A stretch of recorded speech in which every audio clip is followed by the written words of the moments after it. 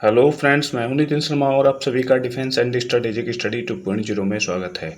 दोस्तों, आज हम इस वीडियो में बात करने वाले हैं जो 5 सेमेस्टर का सेकंड पेपर है, उसका जो दिसंबर 2024 का जो पेपर क्वेश्चन पूछे गए हैं उसके बारे में हम बात करेंगे। सबसे पहले देख लेते हैं कि जो पेपर का नाम है वो क्या है। National security of India. मैंने आपको बताया था कि जो हमको 5 सेमेस्टर में है वो दो पेपर पढ़ने पड़ते हैं। एक इंडियन डिफेंस मैकेनिज्म है, दूसरा क्या है, नेशनल सिक्योरिटी ऑफ इंडिया है। ठीक है, इसका जो पेपर कोड है A 120-502T है। ठीक है, इसका समय 3 घंटे होता है, मैक्सिमम मार्क्स 75 होते हैं। सेशन इसमें 3 सेशन होते हैं, ABC। पहले सेशन में हम देखते हैं कि किस प्रकार के जो क्वेश्चन पूछे गए हैं।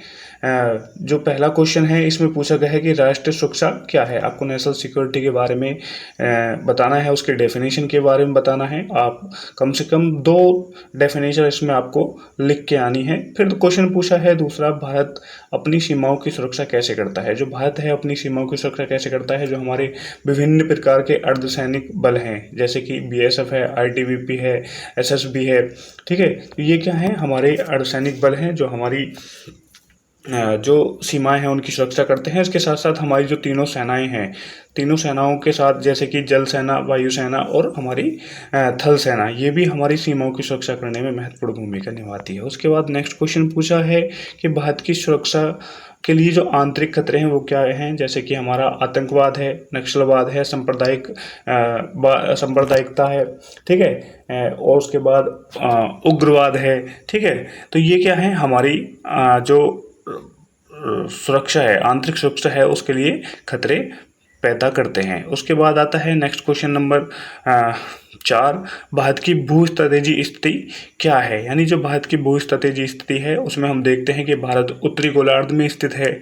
भारत की जो उत्तरी सीमाएं हैं वो हिमालय से लगी हुई हैं। ठीक है, और जो दक्षिणी सीमाएं हैं वो हिंद महासागर से एक जो उसके पूर्वी भाग है उसमें जो बंगाल की खाड़ी है। ठीक है, पश्चिमी भाग में क्या है, अरब सागर है। तो ये क्या है, भारत की जो भू स्थिति स्थिति को दर्शाता है कि भारत जमीन के साथ साथ क्या है, जल से भी अपनी जो बॉर्डर है उसको साझा करता है। उसके बाद बताता नेक्स्ट क्वेश्चन आता है कि आतंकवाद को परिभाषित कीजिए। आतंकवाद क्या है, इसमें आपको आतंकवाद की परिभाषा देनी है। सेशन बी आता है। सेशन बी में जो क्वेश्चन है वो पूछे गए हैं कि पहला क्वेश्चन है राष्ट्रीय सुरक्षा का वर्णन कीजिए। यानी राष्ट्रीय सुरक्षा के बारे में आपको बताना है एवं समसामयिक भारतीय सुरक्षा समस्याओं पर प्रकाश डालिए। यानी जो हमारी राष्ट्रीय सुरक्षा है उसकी परिभाषा देते हुए जो इस समय जो भारत की जो सुरक्षा समस्याएं हैं उन पर प्रकाश डालना है कि भारत की जो सुरक्षा समस्याएं इस समय क्या क्या हैं उन पर आपको लिखना है। ठीक है, फिर नेक्स्ट क्वेश्चन पूछा है कि भारत की सुरक्षा में हिंद महासागर के महत्व को समझाइए। यानी जो भारत की सुरक्षा है उसमें हिंद महासागर का क्या महत्व है इसके बारे में आपको बताना है। जैसे कि हम देखते हैं कि जो भारत का जो हिंद महासागर है उसमें भारत की जो जलीय सीमा है वो काफ़ी लंबी है और जो 70 से 80% जो व्यापार है पूर्व से पश्चिम की तरफ होता है वो हिंद महासागर से होता है। ठीक है, तो इसलिए इसका महत्व और भी अधिक बढ़ जाता है।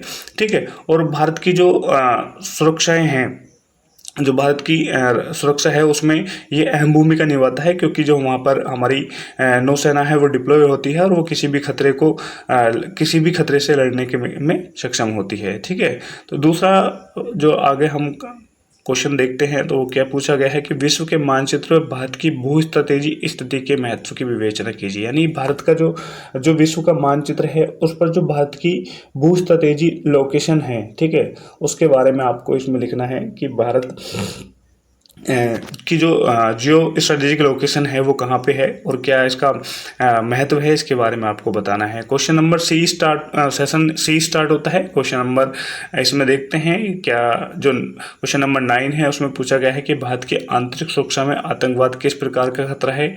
इसमें आपको बताना है कि भारत की जो इंटरनल सिक्योरिटी है उसमें जो आतंकवाद है वो किस प्रकार खतरा बना हुआ है। जैसे कि हम बात करते हैं कि जो जम्मू कश्मीर है उसमें जो आतंकवाद है वो लगातार हमारी जो इंटरनल सिक्योरिटी है उसको खतरा या चुनौती देने का कार्य करता रहता है, तो इसके बारे में आपको लिखना है। क्वेश्चन नंबर नेक्स्ट जो है उसमें पूछा है कि स्वतंत्रता के बाद भारत की राष्ट्रीय सुरक्षा की प्रमुख चुनौतियों की विवेचना कीजिए। यानी जब भारत स्वतंत्र हो जाता है उसके बाद जो राष्ट्रीय सुरक्षा की जो प्रमुख चुनौतियां हैं उसको देखना देखने को मिलती हैं उसके बारे में हमको विवेचना करनी है। क्योंकि हम देखते हैं कि जब भारत आज़ाद होता है उसके तुरंत बाद ही पाकिस्तान और जो भारत है 1947-48 में ही युद्ध लड़ता है, और उसके बाद बहुत सारे ऐसे सिक्योरिटी चैलेंजेस हैं जो भारत के सामने हमको देखने को मिलते हैं, तो उसके बारे में आपको इसमें लिखना है। क्वेश्चन नंबर 11 में पूछा गया है कि भारत अपनी राष्ट्रीय सुरक्षा नीति को बढ़ाने के लिए अन्य राष्ट्रों के साथ कैसे सहयोग करता है, यानी भारत जो अपनी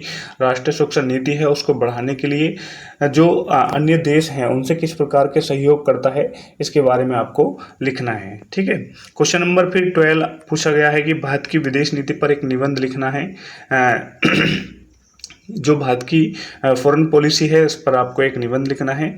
और फिर क्वेश्चन आता है 13, यानी नेक्स्ट क्वेश्चन पूछा गया है, इसमें पूछा गया है कि भारत की राष्ट्रीय सुरक्षा की क्षेत्रीय सुरक्षा चुनौतियों की विवेचना कीजिए। यानी भारत की जो राष्ट्रीय सुरक्षा है उसकी जो क्षेत्रीय चुनौतियां हैं, यानी हम जिस रीजन में रहते हैं उसकी जो क्षेत्रीय चुनौतियां क्या क्या हो सकती हैं इसके बारे में हमको जानना है। जैसे कि मानव तस्करी है, ठीक है, जाली नोटों की तस्करी है, आतंकवाद है, ठीक है, तो ये क्या है, ये हमारी क्षेत्रीय सुरक्षा चुनौतियां हैं। आर्थिक चुनौतियां भी इसमें आ सकती हैं। ठीक है, तो ये आपके जो Indian national security of India का जो पेपर है उसमें ये पूछा गया, इस प्रकार के क्वेश्चन पूछे हैं। ये जो पेपर है वो दिसंबर 2024 का है।